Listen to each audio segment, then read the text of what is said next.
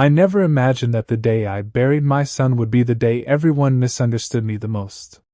People think grief looks the same on everyone. Tears. Silence. A bowed head. But grief doesn't follow rules. And neither does truth. The church was full, yet I had never felt more alone. Polished wooden pews. White lilies lined up like soldiers. Soft organ music floating in the air, careful not to offend anyone's sorrow. The kind of funeral that looked perfect from the outside. Too perfect. I sat in the front row, hands folded, spine straight, eyes fixed on the closed casket. My son was inside. Daniel Carter. 42 years old. Successful. Intelligent. Careful. Dead. The official story was simple. A tragic accident. Late night. Wet road. Lost control. That's what everyone kept saying. Simple stories make people comfortable. My name is William Carter. I'm 68 years old. And before you see what happens next in my life story, subscribe to this channel. It helps more than you know. And while you're here, leave a comment telling me where you're watching from, and whether you've ever been betrayed by someone you trusted with your whole heart.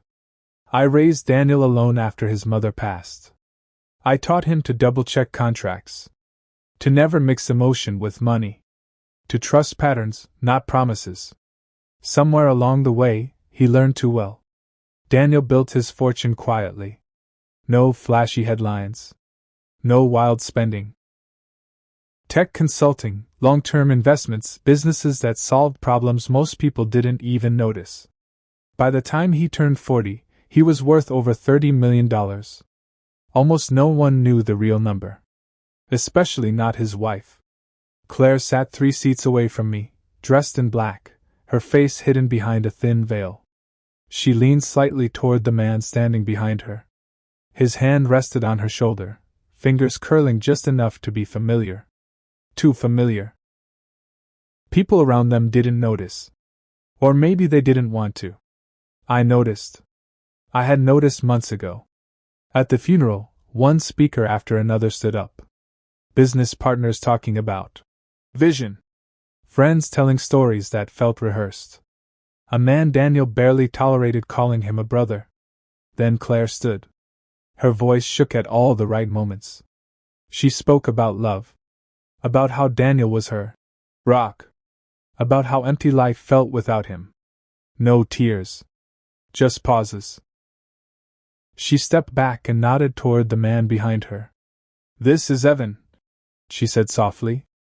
"Daniel's close friend." Close friend. Evan walked to the podium like he belonged there. Like he practiced this moment in front of a mirror. Tall. Confident. Calm. He placed both hands on the wood and took a breath. "Daniel was a remarkable man," he began. "But more than that, he loved Claire deeply. She was his world." That's when it happened. I laughed. Not loud at first. Just a sharp breath that turned into a sound I couldn't pull back. It echoed in the church, bounced off the walls, and died in complete silence. Every head turned. Evan froze. Claire looked at me, her eyes wide, not with grief, but with something colder. Fear. People whispered. Someone shook their head. I heard a woman murmur, "The poor man's lost it." Maybe that's what they needed to believe. But I didn't laugh because I was broken. I laughed because Evan was wearing Daniel's watch. A rare piece. Limited run. Daniel complained it went missing months earlier. Daniel didn't lose things.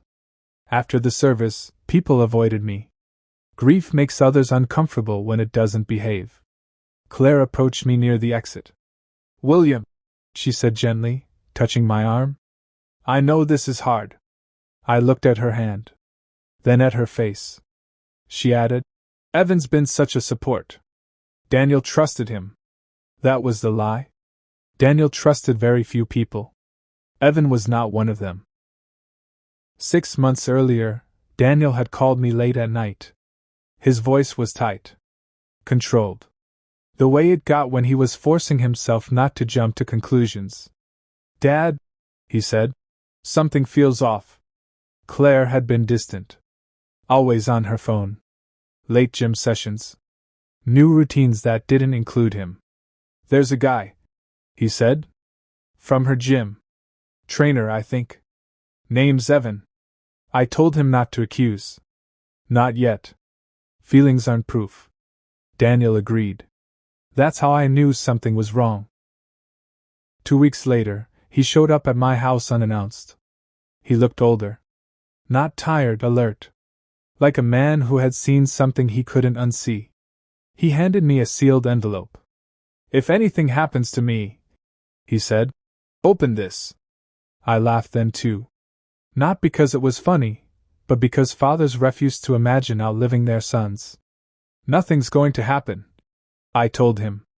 Daniel didn't smile. The night of the funeral, after Claire left early and Evan drove her away in my son's car, I went home alone. The house felt heavier than usual. Too quiet. The kind of quiet that presses on your chest. I opened my safe. Inside was the envelope. Still sealed. My hand shook as I opened it. Inside was a short letter and a USB drive taped to the back. Dad, if you're reading this, then I wasn't wrong. I didn't want to pull you into this unless I had to. Everything you need is on the drive. Trust your instincts. Protect what's ours. I sat there for a long time before plugging it in. Photos appeared first. Claire and Evan. Hotel lobbies. Parking garages. Restaurants far from their neighborhood. Then messages. Deleted texts. Recovered logs. Conversations that stopped just short of saying everything, but said enough. Then the money. Small transfers. Repeated. Quiet. Not enough to raise alarms alone, but together they told a story. And then I saw something that made my breath catch. Life insurance documents. Beneficiaries adjusted. Dates lined up too closely with arguments Daniel had mentioned. This wasn't betrayal born out of passion. This was planning. By the time the sun came up, I knew one thing. Daniel hadn't just left me millions to protect. He had left me the truth. And the people who thought they were winning had no idea how carefully he had prepared. They thought I was just an old man who laughed at the wrong moment. They thought grief would make me weak. They were wrong. Because grief didn't cloud my judgment. It sharpened it. And from that moment on I knew. The real funeral hadn't happened yet. The morning after the funeral, the world expected me to break. That's how grief usually looks to people on the outside. An old man collapsing under the weight of loss. Hands shaking. Voice cracking. Decisions made in anger. I did none of that. Instead, I made coffee and let it go cold. Daniel used to say silence helped him think. I finally understood what he meant. I didn't confront Claire. I didn't call Evan. I didn't tell anyone what I had found. Anger makes people loud. Silence makes them careless. The USB drive stayed locked in my safe, but its contents replayed in my mind over and over. Not the photos. Not the messages. The patterns. Daniel hadn't left emotions behind. He had left structure. Dates matched arguments. Transfers matched sudden affection. Policy updates matched moments of reconciliation. Claire hadn't fallen into an affair. She had stepped into a plan. Around noon, my phone rang. Claire. I watched it buzz until it stopped. Then again. Then a message. William, we should talk. There are things we need to take care of. Take care of. That phrase always meant money. I waited until late afternoon before calling her back. My voice was steady when I spoke. I'm exhausted, I said. But we can meet tomorrow. Her tone softened instantly, like a switch had flipped. Of course, she said. I understand. We're all just trying to move forward. Move forward. Daniel wasn't even buried 24 hours. That night, I went back through the files more carefully. Daniel had hired a private investigator 3 months before his death. Quietly. Paid in cash. No email trail. The reports were clean. Professional. No speculation. Just facts. And one note written in Daniel's handwriting at the bottom of a page. If I'm wrong, I lose nothing. If I'm right, this saves everything. That was my son. The next morning, I arrived at Daniel's house early. Too early for Claire. The key still worked. The house didn't feel empty. It felt disturbed. Like someone had moved through it quickly, without respect. Drawers were half open. Closets rearranged. A filing cabinet unlocked. Documents missing. I took photos of everything. At 10:17 a.m., Claire arrived. Evan was with her. That told me everything I needed to know. They walked in together. No hesitation. No pause. Evan didn't even wait outside. He acted like the house already belonged to him. "William," Claire said, forcing warmth into her voice. "You didn't have to come so early." "I wanted to," I replied calmly.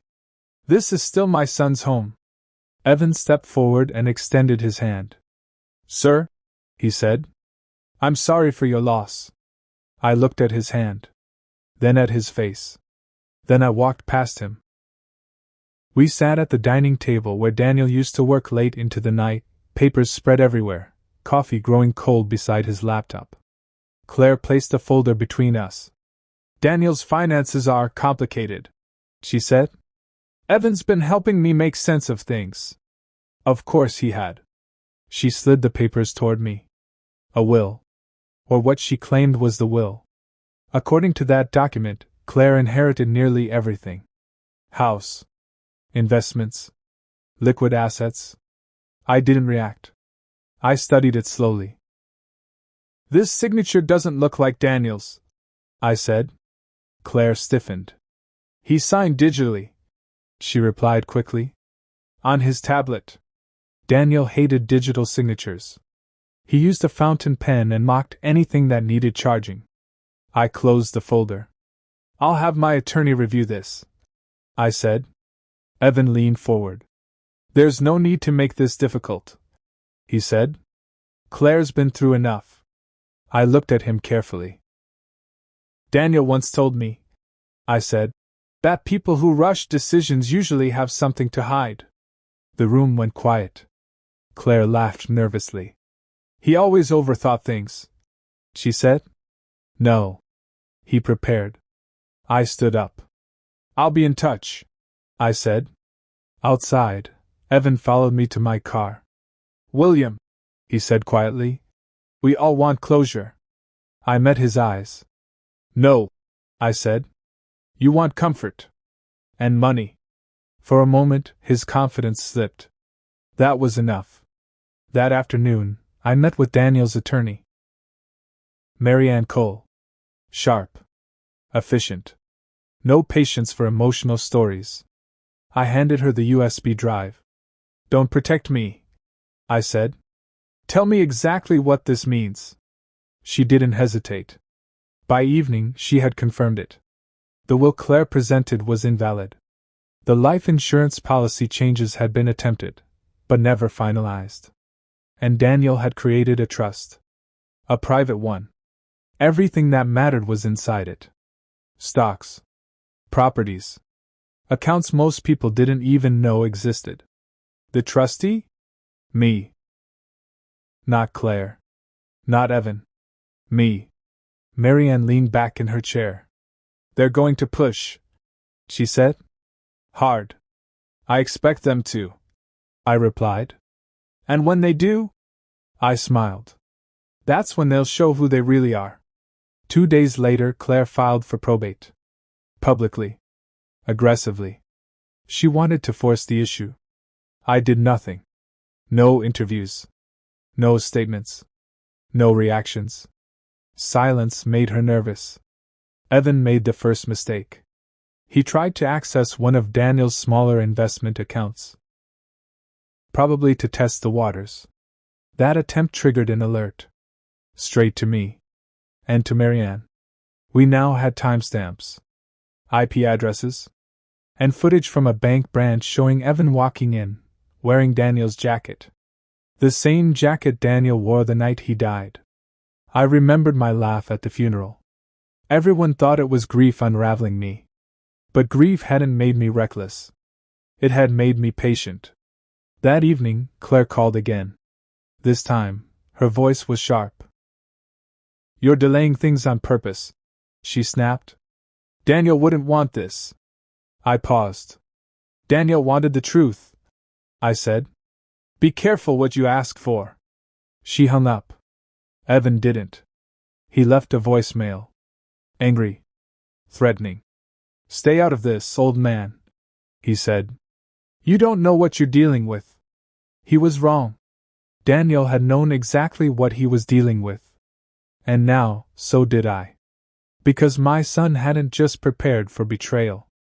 He had prepared for war. And the people who thought they had already won hadn't realized something yet. The game had never been theirs. The first official letter arrived on a Monday. No warning. No drama. Just a thin envelope stamped with the court's seal. I held it in my hands for a long time before opening it. Not because I was afraid of what it said, but because I knew what it meant. Claire had decided to go public. She wasn't asking anymore. She was demanding. By noon, my phone wouldn't stop ringing. Unknown numbers. Blocked numbers.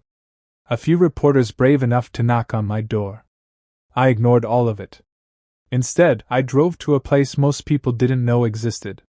Daniel's second office. It wasn't downtown. It didn't have a receptionist or a sign on the door. It was a quiet, rented space above a closed accounting firm. The kind of place you use when you don't want anyone asking questions. The lease was still in my name. Daniel had insisted on that. Just in case, he'd said years ago. The office smelled like stale coffee and dust. The air carried that familiar tension of unfinished work. His desk was exactly how he'd left it. Chair pushed in. Lamp turned off. Legal pad stacked neatly on the corner. His laptop was gone, but the drawers were locked. Daniel had always believed locks weren't about stopping thieves. They were about slowing them down. I opened the bottom drawer. Inside was a black notebook. Not digital. Handwritten. Daniel's handwriting hadn't changed since college. Tight. Precise. Controlled. Page after page listed dates, times, and short sentences. Nothing emotional. Nothing dramatic. Just observations. Claire left at 7:42 p.m. Gym bag unused. Evan's car parked 2 blocks away. Transfer from joint account, small but deliberate. And then one line, underlined twice. If something happens, it won't be random. I sat down slowly. That wasn't paranoia. That was preparation. My phone buzzed.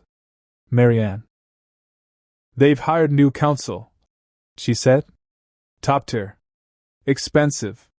Aggressive. That means they're scared," I replied. She paused. "There's something else," she said. "The autopsy report." I closed the notebook. "What about it?" "The toxicology panel was never completed," she said. "The request was filed, then withdrawn." Withdrawn. Someone had interfered. That evening, Claire gave her first interview. She sat on a couch, dressed in neutral colors, speaking softly about grief and injustice. "They won't even let me access my own husband's accounts," she said, wiping a tear that arrived exactly on cue. "All I want is closure."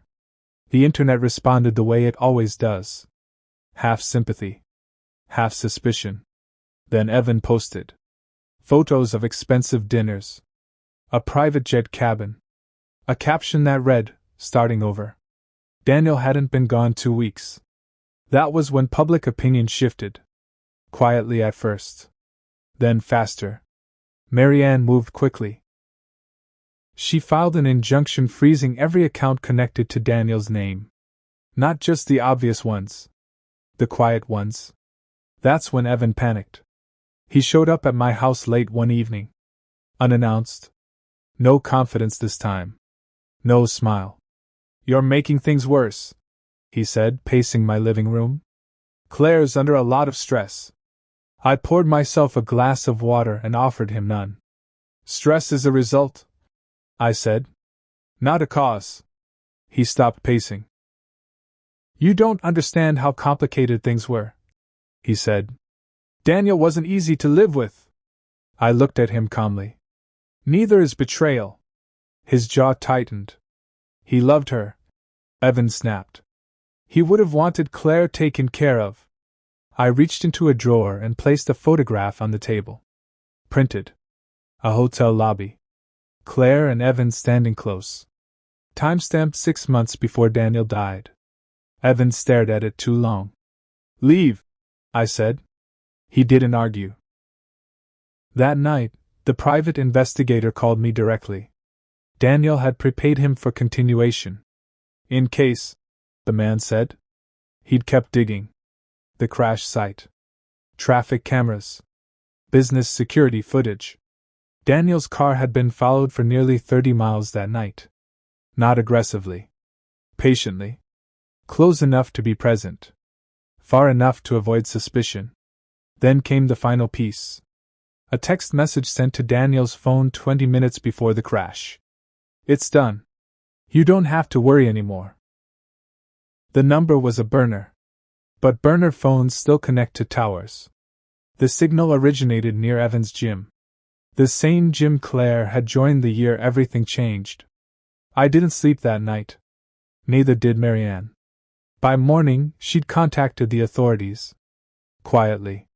No press. No spectacle. This wasn't civil anymore. It was criminal. 2 days later, Detective Alan Brooks called me in. Mid-50s. Tired eyes. Careful tone. He didn't rush. He listened. I gave him everything. The notebook. The USB drive. The PI reports. He read in silence. When he finished, he leaned back. Your son knew, he said. He just didn't know how close it was. That sentence stayed with me. Claire came to my house the next day. No makeup. No performance. Just fear. They're asking questions, she whispered. About Daniel. I said nothing. They think I know something, she said. You wouldn't do this to me. I leaned forward. I wouldn't, I said. But Daniel might have. Her hands shook. She didn't confess. She tried to bargain. Evan made mistakes, she said. But we can fix this. We. I stood and opened the door. I'll let the truth decide, I said. That afternoon, Evan disappeared. Gym closed. Phone disconnected. But running leaves tracks. Financial ones. Digital ones. By the end of the week, the police officially reopened Daniel's case. The laughter at the funeral started making sense to people. Not because it was cruel, but because it was knowing. I hadn't laughed because I was broken. I had laughed because I already knew. And the truth was finally catching up to everyone else. When the police officially reopened Daniel's case, the world didn't explode. It narrowed. That's what investigations do. They don't shout. They focus. Suddenly, people who had once smiled too easily started choosing their words carefully. Phone calls became shorter. Doors closed a little faster. Claire stopped calling me. That alone told me everything. Detective Alan Brooks kept his distance at first. He understood timing. Understood that pressure works better when it feels invisible. Meanwhile, the media circled like birds that hadn't decided where to land yet. Sources say the death may not have been accidental. Questions rise around late businessman's final days. Nothing definitive. Just enough to make people uneasy. 3 days after the announcement, my house was broken into. Not violently. Not carelessly. Someone knew exactly where to look. Drawers were opened, but not dumped. Files were moved, but not taken. The safe in my study had scratch marks around the lock. They hadn't gotten inside. But they had tried. I stood in the middle of the room, Hands in my pockets, heart steady. They're looking for something, I told Marianne later that night. And they won't find it, she replied. Because Daniel had been smarter than all of us. The trust documents weren't in my house. They weren't even in Marianne's office. They were already filed, registered, and sealed. Irrevocable. No signature could undo them. The next morning, Detective Brooks called. "We'd like you to come in," he said. "There are developments." At the station, the air felt heavier than before. Brooks spread photos across the table. Traffic cameras. ATM footage. Cell tower maps. Evan's movements formed a pattern. Not random. Not accidental. "He followed your son that night," Brooks said. "Not closely enough to scare him. Just enough to be there." I nodded. "He panicked," Brooks continued. "Your son accelerated. Weather didn't help." "So Evan didn't push him?" I asked. "No," Brooks said. "But he didn't stop it either." Silence again. "Intent matters," Brooks added. "But so does responsibility." That afternoon, Claire's attorney requested an emergency hearing. She claimed financial hardship. She wanted access to funds to maintain stability. The judge denied it. Publicly. The courtroom murmured. The story shifted again. By evening, Evan resurfaced. 2 states away. A cheap motel. Cash payments. Fake name. When police approached him, he didn't resist. That told Brooks more than words ever could. Claire was brought in for questioning the next day. I wasn't present. But Brooks called me afterward. "She didn't hold up," he said. "Not under sustained pressure."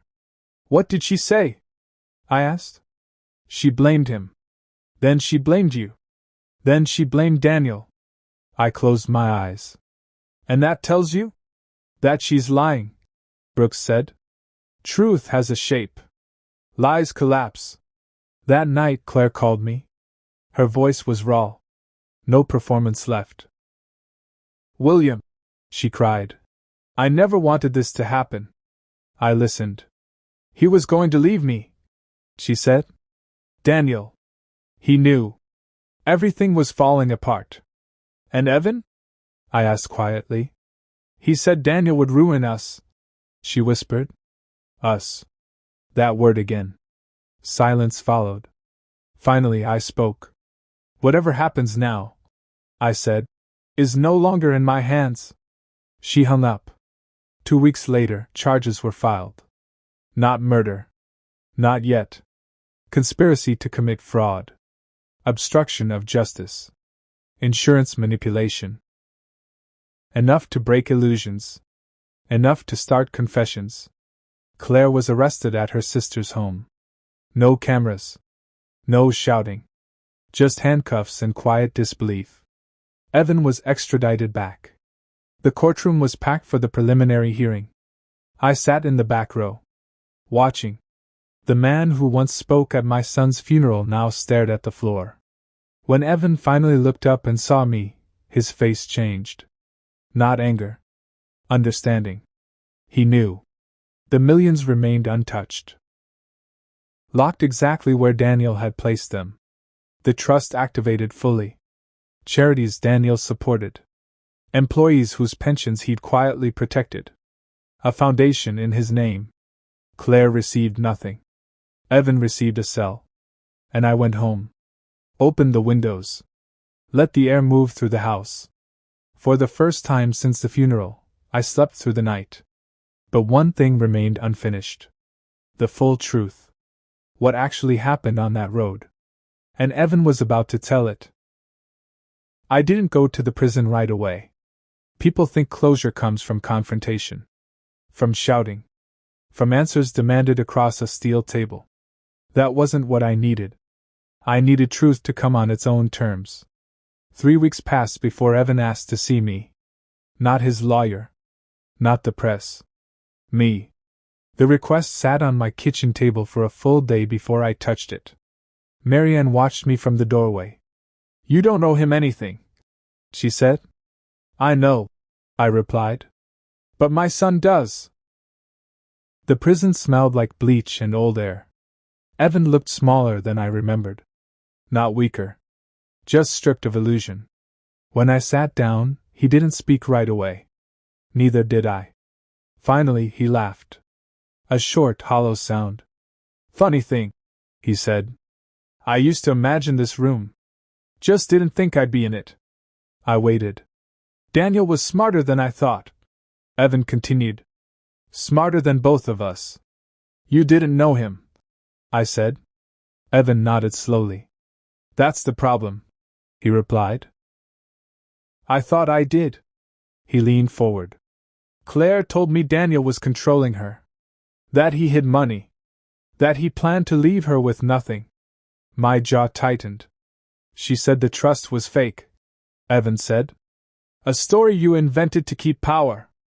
And you believed her, I said. I wanted to, he admitted. He looked down at his hands. The night of the crash. I followed him. I wanted proof. Photos. Something to use. Use how? I asked. To scare him, Evan said quietly. To make him back off. My heart sank. And when he sped up, I froze. Evan whispered. I watched him lose control. You didn't call for help. No, he said.